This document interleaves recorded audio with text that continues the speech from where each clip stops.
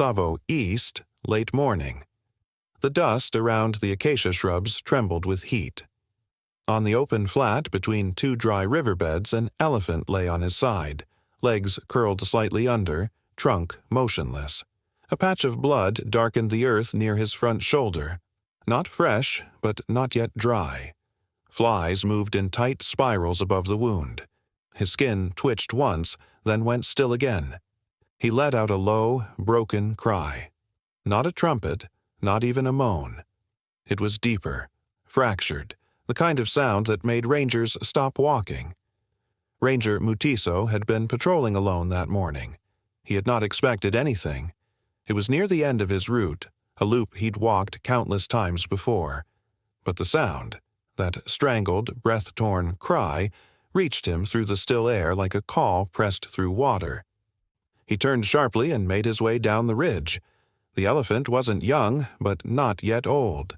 The curve of his tusks was clean, pale ivory dusted with dry soil. His right ear had small tears near the edge, likely from past fights or thorns.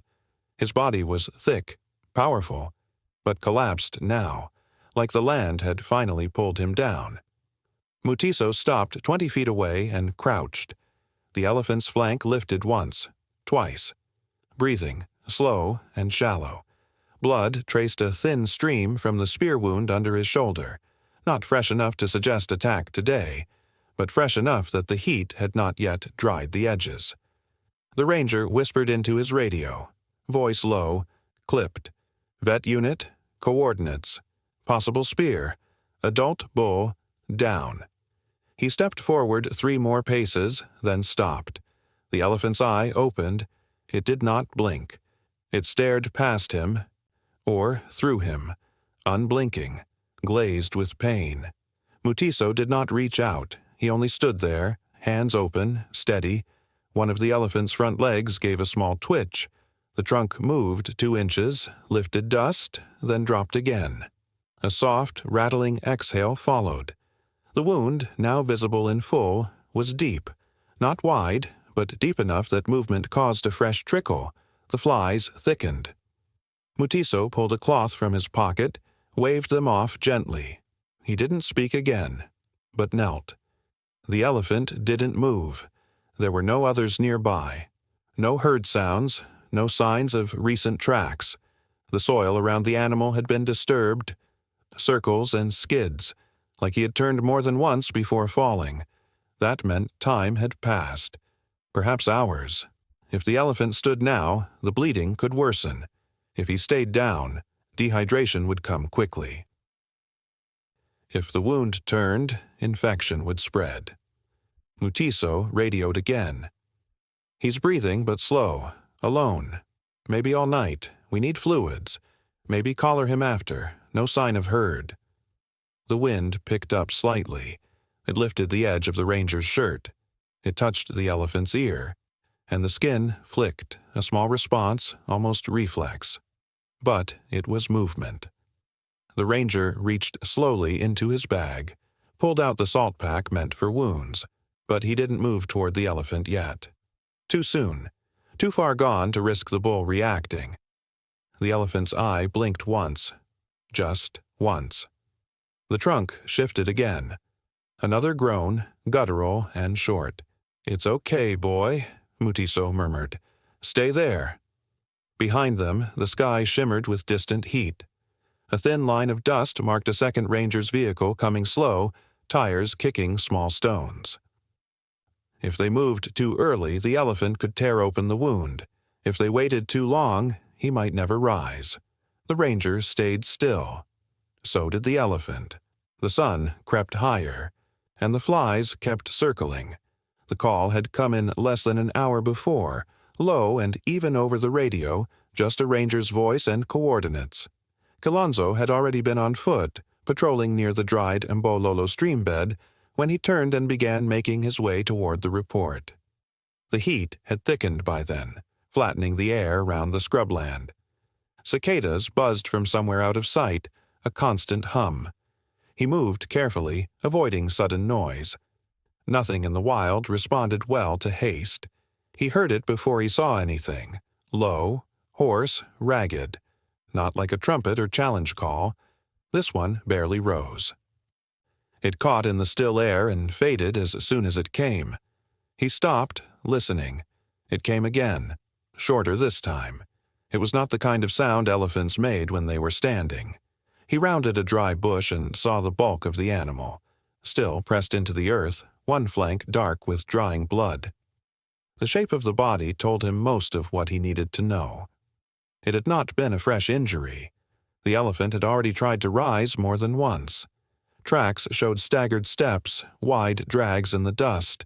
The wound near the shoulder was clean but deep, a straight puncture just below the fold of skin, low enough to avoid the ribs but angled toward muscle. Kalonzo paused where he was. The elephant's ears were still. The only movement came from the chest, rising faintly. The eyes were open, glassed, but watching. Flies clung to the edges of the wound and circled the tear at the ear. Kalonzo stepped sideways, not forward, placing himself closer but without pressure. The air smelled faintly of blood and dry salt. He'd seen this kind of wound before, narrow and forced deep. Not a territorial tusk, not a tree. It looked like the old spears used by herders, though it was impossible to say for certain. Either way, it was an old injury, perhaps from days ago. But now infection was beginning to tighten the skin around it. The swelling was slight but visible. If the wound had reached tissue, it could turn fast. Kalonzo radioed in. His voice was steady, quiet. He listed the location again.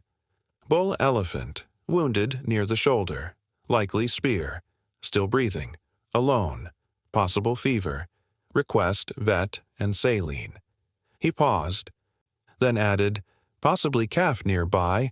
Sound suggests more than one animal. He watched the elephant's eye. It didn't blink. The trunk shifted faintly and returned to stillness. One back leg kicked out once, then curled again. Not panic, not resistance, just fatigue. The ranger crouched slowly. 10 meters now, no closer. If the bull moved, he could tear the wound again. If infection had started, time was already thin. If there was another animal nearby, a calf, or even another adult, then noise or movement could draw danger from multiple sides. The safest choice was to wait. He didn't speak again, just watched. The elephant's side rose and fell. The wound leaked again, faintly, each breath pushing a trace more fluid. Flies gathered. Kalonzo waved them off softly. He wiped his brow and adjusted his pack straps. No movement. Not yet. Just stillness and breath. Then, for the first time, the elephant turned his head slightly. Not far, just enough to angle the eye toward the ranger. The breath that followed was longer, rougher. "You're not alone," Kalonzo said softly. If the vet arrived in time, there was a chance. If they waited too long, the wound would win. He stayed kneeling, quiet, and did not reach out. The wind passed low across the plain, brushing dust over the dry earth. Kalonzo did not move for a long time. The silence between them was slow and full, broken only by the steady hum of heat rising from the soil. The elephant's breathing stayed shallow, the wound just beginning to dry at the edges, though the skin around it pulsed faintly with heat. He adjusted his stance, pressing a knee gently into the dust. His voice over the radio had already gone through twice. The response had been calm, but not immediate. The vet team was tending to a rhino in another sector. They could be there in 3 hours, maybe more. The sun had begun to arc overhead, pulling a sharp glare across the exposed plain. Flies gathered again, touching the wounded skin and lifting as the elephant's ear twitched in discomfort. It was the first clear movement in minutes. Then his trunk slid across the ground in a slow half-arc, dust dragging under its weight. The bull's chest lifted in a deeper breath. Kalonzo leaned forward slightly.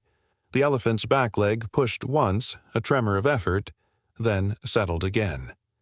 He shifted on his side just enough to let more of his body meet the ground. The motion disturbed the wound. A darker thread of blood opened again along the edge. Not much, but enough to wet the dust and draw the flies closer. The ranger lowered his voice into the radio once more. He's moving now, trying to rise. If he stands too early, it could open wide. We'll lose him.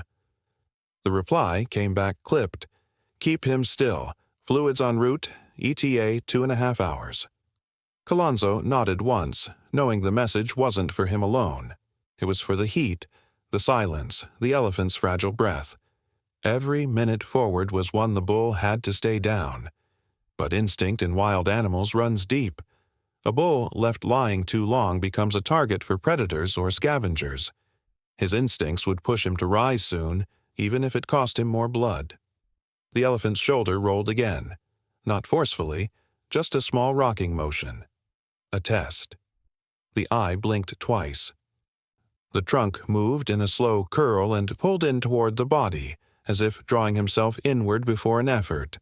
Colonzo rose slightly, one hand raised. He didn't approach further. He knew the signs. Once an elephant begins testing its strength, it won't stop, not if it thinks it can rise. The bull shifted again, pushing with a foreleg this time. The wound flared open, blood emerging in a thin stream before clotting again in the heat. His breath grew heavier. A short grunt left his mouth, low and sharp. The ranger stepped back slowly. "Stay there, boy," he said gently. But the elephant didn't stop. His body lifted again, halfway up on one knee, then fell hard against the ground. The thud raised a puff of dust. He groaned again, louder. Flies scattered, then returned. If he rose, the wound would tear. If he stayed down, his system might shut down from trauma and dehydration. The margin was impossibly thin now. Colonzo scanned the horizon. Still no sign of the truck. Still no sign of water or saline. Just heat, circling birds above, and one wounded bull fighting through instinct. The ranger moved to his pack and pulled a foil blanket, shook it loose, then walked a wide arc to shade the elephant's flank. He pinned the corner with a stone, careful not to crowd the bull's movement. The ears twitched once, a response. Whether to the blanket or the breeze, he couldn't tell. Another shift, this time slower. The bull tried again, forelegs pushing through the dust. His back legs didn't follow, his trunk curled under, lifting slightly. Then all of it collapsed once more into stillness. The breath came back. Thinner, but there. The wound pulsed, but didn't spill. Not yet. Colonzo stepped back again and knelt. There was nothing more to do but wait. If the bull tried again before the vet arrived, he might not survive the next fall.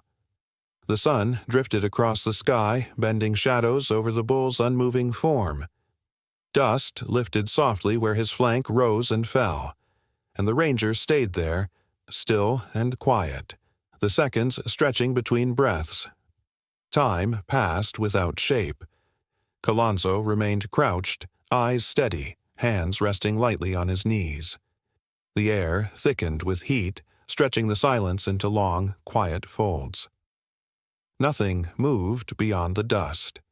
The elephant lay still except for the faint rise and fall of his side, breath shallower now, more measured. His eyes remained open, wide but not wild. They did not search or shift. They held. The wound had stopped leaking, but the edges were raw, swollen and red beneath the dry film of dust. Flies moved in loose swarms, lifting and landing, pulled to the salt and heat of injured skin. Each time the elephant's ear gave a slow twitch, the motion felt distant, like an echo of instinct rather than choice. The ranger didn't try to wave the insects off again. Every movement felt too loud in that moment, too sharp. Even the soft crackle of the foil blanket had stilled. The space between man and elephant was filled with something quiet but growing, neither comfort nor fear, just presence. A stillness shared between two breathing bodies. Occasionally the bull's eye blinked once, long and slow, then open again, never fixed on the ranger directly but not away from him either. Just open. unblinking more often than not. Kilonzo watched with care. It was not a look that asked or gave. It simply endured. The truck was still far off. He hadn't checked the radio again. Any update would come when it came. What mattered now was time, and how much of it the elephant still had in him. Rising too soon could cost him the rest of it. But lying too long might draw infection further into the joint, weakening muscle and blood. The sun burned overhead, slanting shadows under the bull's body. One hind leg twitched again, but didn't push. A dry exhale followed, low and heavy. Then nothing. Kilonzo leaned forward slightly, gaze lowering to the bull's flank. The breath was there, faint but steady. That alone meant something. His trunk, though still limp, had shifted an inch since the last hour, and his ears, though rarely moving, had not folded fully. He was down, but not yet fading. The ranger wet a cloth from his flask, twisted it once, and set it down on the ground beside him. He didn't offer it, he didn't reach. It was only there if needed. The wind came again, this time softer, cooler. It lifted the edge of the cloth and carried a fine thread of dust through the grass. The bull blinked. Once. Slowly. "You're still here," Kilonzo said quietly. The bull did not respond, but his eyes stayed open, holding that quiet, unwritten understanding that lives only in stillness. If the vet came soon, there might be a window left to hydrate and treat the wound. If not, the infection would spread faster than they could control it. The line between recovery and collapse was growing thinner by the minute. A bird called far off. Leaves shifted in a low rhythm, and for a long stretch of time the ranger did nothing but breathe and watch, as the bull did the same. Unmoving but aware, two figures caught in the middle of something fragile, waiting for the next breath to decide which way it would go. The first sound of tires reached low across the ground, distant, rhythmic, like a drumbeat dulled by heat. Kilonzo turned his head slightly but didn't rise. He let the sound approach on its own terms. The elephant was still breathing, the rhythm fragile but consistent. His eye stayed open, not reacting to the vehicle. That kind of stillness wasn't calm, it was spent energy wrapped in pain. But the vet was close now, and the sun had not yet dropped. There was time, if only just. The truck rolled to a slow stop and parked at a distance. One of the back doors clicked open. The vet stepped down with practiced quiet, followed by an assistant carrying the fluid bags. They kept their voices low, movements deliberate. No one came too close too quickly. Kilonzo raised a hand once and pointed at the bull's shoulder, then dropped it again. The vet nodded without speaking, already assessing the slope of the elephant's chest, the rise of breath, the state of the wound. The fly cloud scattered as he approached. He crouched and waited. A moment later, they moved with care. The assistant lifted the saline pack and the vet reached to place the IV line along a vein in the ear. The bull flinched slightly, his body tensing and then settling again. The cloth Kilonzo had laid down earlier was lifted, replaced by clean gauze. Antibiotics followed, pressed slow into the line. They didn't speak much, just breath and task. Then it came. A sound broke through the brush behind them, higher than before, sharp and sudden. It cut across the clearing and fell into silence just as fast. All three froze.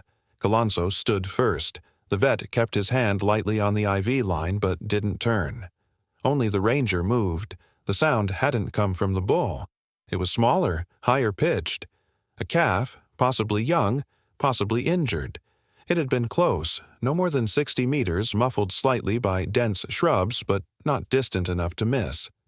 Kilonzo scanned the tree line. Nothing moved yet. No birds fled. No brush parted. The bull didn't react. His ears stayed still, but there was a slight change in his breath, longer on the exhale, shorter on the draw. A stress rhythm. Not fear, more like alertness. A remaining tether. Colonzo stepped carefully toward the edge of the clearing. The call came again, this time softer but unmistakable. A calf's cry, drawn from exhaustion rather than panic, likely not more than a week or two old, not loud enough to be healthy, but not quiet enough to be dying. He motioned back toward the vet. "There's another," he said quietly. "In the thicket." The vet didn't respond. His focus remained on the line, on the drip, on the stillness of the elephant's ear beneath his palm. The assistant looked toward the brush, adjusting the pack but not following. Colonzo advanced further, cutting a path through the dry brush with his steps alone. He didn't call out. He didn't push branches. He simply walked, each step pressing a soft rhythm into the ground. If the calf was alone, it would be curled tight. If it had watched from cover, it might already know too much about waiting. The brush thickened, then parted slightly at a bend in the path. A small body came into view, barely chest-high to the ranger, legs folded beneath, trunk twitching lightly in the dirt. Ears not flapping, not raised, still, but open-eyed. Colonzo lowered himself slowly. The calf didn't run. If this was the bull's offspring, separation and stress had already taken their toll. If left alone, the calf wouldn't survive the night. But if reunited, if the father lived, the chance to stabilize both was real. The wind shifted once, brushing dust through the clearing. Behind him the sound of the drip continued. Steady, slow, alive. The calf did not cry again. The last call had emptied what little strength it had. Now it sat folded into the base of the thicket, its body partially covered by thorny brush, the skin dull with dust and faint lines of dried sweat. The ears, too large for its small head, hung limp. Its trunk rested curled against the dirt. When Colonzo stepped closer, it did not move. Not out of trust, but from exhaustion. Its legs looked unsure even while still. He knelt a few meters away, careful not to meet the calf's eyes directly. The young don't always know whether to fear or follow, especially when separated. It had likely been there since the night before, maybe longer. No sign of grazing nearby, and no dung marks from other elephants. It had either wandered after the bull fell or had been led there and told to wait, a command passed through posture, not sound. The ranger scanned the edge of the clearing.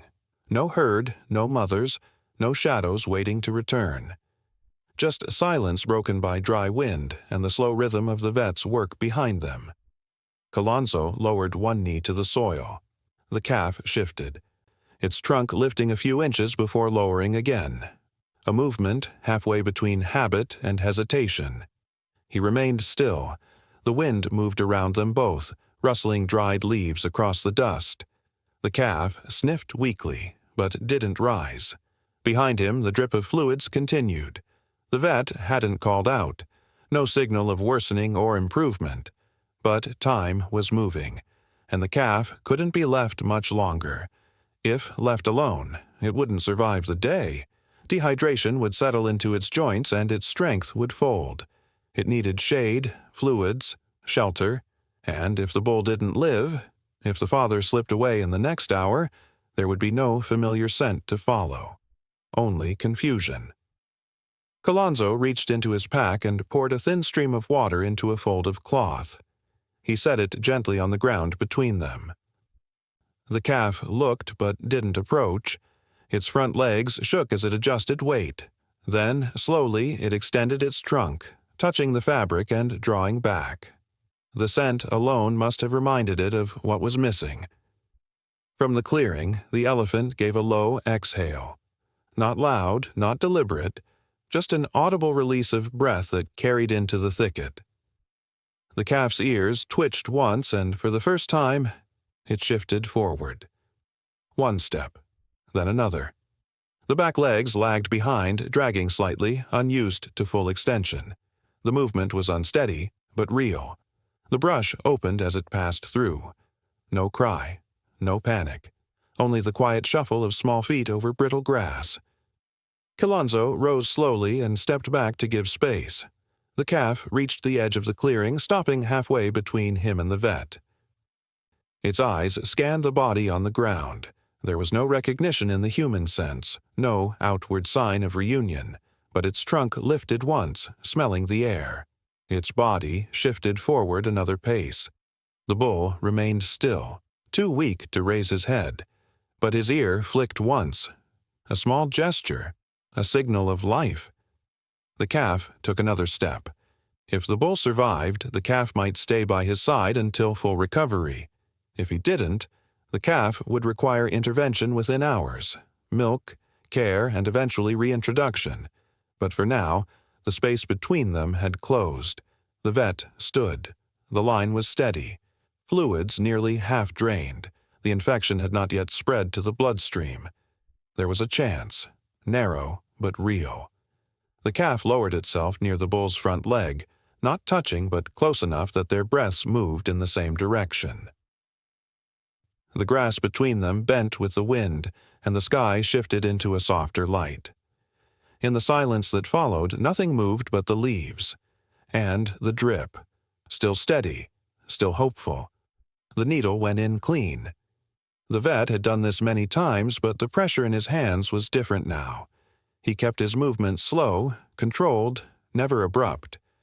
The sedative worked gradually, calming the muscles' reflex, quieting the breath.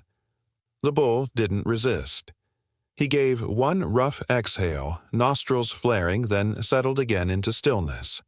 His flank, once tense, loosened slightly. One ear shifted, then dropped. The calf stood nearby, its thin legs trembling from fatigue and uncertainty. It had not approached further since lying down near the bull's front leg, but now, with the scent of unfamiliar chemicals in the air, it remained upright. Trunk swaying faintly in confusion. The eyes were fixed on the larger body, searching for movement or sound, anything that felt known.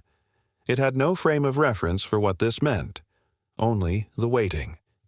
The vet wiped his brow with the back of his hand. The fluids had gone in fully. The antibiotics had entered clean. The wound was flushed, the site pressed with antiseptic cloth. The bleeding had slowed to a near stop. Infection had not yet reached the lymph, but it had come close. Time had given them a narrow edge, but it wasn't enough yet. Now it came down to what the body chose. Kilonzo remained off to the side, eyes locked on the rise and fall of the bull's ribs. The breath had gone shallow again, almost invisible, but it was there. The silence was a constant now, dense but not heavy. No birds called, no insects moved near. Even the wind had pulled back. The wait was absolute. If the bull didn't wake, the calf would not last the night alone. At this age, it still needed guidance to feed, to walk safely, to understand the landscape it had been born into. Maternal care might be replaced in rare cases by female herd members, but a lone calf with no herd and no adult would lose strength fast, slower than a wound, but just as final. The minutes stretched long. The vet checked the pupil reflex, still responsive. The sedation was light. They had chosen that deliberately, not wanting the bull to sink too deep, but coming back out of it could take time, and there were no guarantees. The calf stepped forward one pace, then another. Its trunk lifted, hovered in the air, then pressed gently against the bull's foreleg. A faint vibration passed between them, almost imperceptible. The bull did not stir. Kilonzo took a step closer. "He'll hear you," he murmured. The calf pulled back again, blinking. The front legs shifted inward, folding halfway as if it meant to sit. Then it straightened, uncertain. The ears moved for the first time, small twitches, like something trying to stay alert despite fatigue. Its body sagged, but it did not lie down. The vet checked the wound again. No fresh bleeding. The swelling had eased slightly. The edges looked cleaner now, though the tissue inside remained deep. The body needed to take over. No more medicine would help until the system decided to rise. If the bull stood too soon, the sutures might tear. If he stayed down too long, circulation could fail. Everything hung between those margins now. Then, a flicker. One hind leg drew in, scraping dust with the knee. Not rising, not full motion, but a reflex returned. Colonzo saw it first. The vet noticed a moment later and stepped back, removing the gauze. They didn't speak. The calf moved again, inching forward until its forehead brushed lightly against the bull's side. There was no response, but the leg twitched once more. Another breath followed, this time stronger, then a long pause. Then breath again. The calf stepped back as if startled, then remained still. The tail flicked once. Its posture changed, ears lifting slightly, eyes wider. The body still trembled, but the trunk rose, sniffing toward the bull's face. One final breath left the bull's chest, longer and deeper than the rest. Not a groan, not a cry. Just a slow, returning breath that carried dust into the air around them. The wind rose gently again, brushing dry leaves across the clearing, bending the grass toward the west. The light broke gently, not in beams but in slow shifts of gray that softened the edges of the clearing. Grass moved with the breeze before anything else did. A soft hush had fallen over the earth. The sky, still holding the last of the night's chill, cast a faint glow over the dust. No vehicles, no voices. Just the quiet weight of morning returning. The bull stirred first with a breath that rolled low through his body. It came deeper than before, less labored. One ear twitched, brushing a fly away, then the other. The swelling around the wound had eased overnight.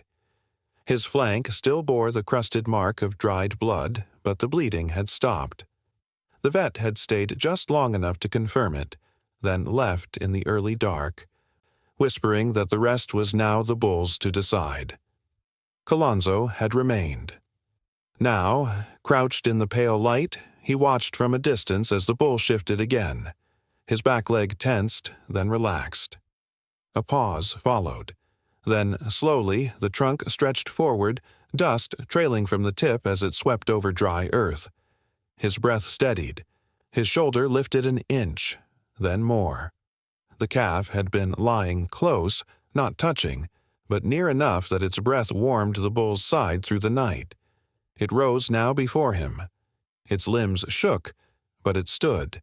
Its trunk lifted slightly, reaching toward the bull's face, then dropped gently against his tusk. A soft sound left its throat, barely audible, more vibration than voice. The bull pressed forward with his weight shifting to his knees. His front legs extended, straining. Muscles pushing through the still tender joint. For a moment, his back legs faltered. The ground shifted beneath him. If he fell now, the wound could tear again. The effort could undo the healing, but he held still, breathing once, twice. Then he rose. Dust slipped from his flanks in thin sheets. His body stood uneven, weight spread wide. One hind leg remained slightly bent, the shoulder tense from the wound. His head stayed low, tusks angled toward the soil. But he was upright. The calf moved first. It brushed its body gently along the bull's front leg, curling its trunk upward before stepping to the side. The bull didn't lean into it, but he didn't move away either. He took one slow step forward, then another. The motion was uneven, but deliberate. He passed through the edge of the clearing, head still low, trunk sweeping lightly as he walked. Colonzo didn't follow. He watched. The calf paused once to look back, then turned again and followed close behind. If the bull failed to keep pace, the calf might wander. If the pain returned, it might force him down again. But in this moment, neither paused. They moved in rhythm, slow but sure, toward the broken line of acacia that bordered the dry stream bed. No other elephants waited. No herd had come, but tracks would lead them forward, scents in the earth, distant calls on the wind. There was no certainty in what lay ahead, but there was movement, and with movement came chance. The grass shifted again behind them. The wind passed low over the path they left, carrying the dust of healing hooves and young feet just learning the shape of the world. Side by side, they disappeared through the scrub, one large shadow leading, one small one following close behind. The sky above them warmed, and the earth quietly opened its arms.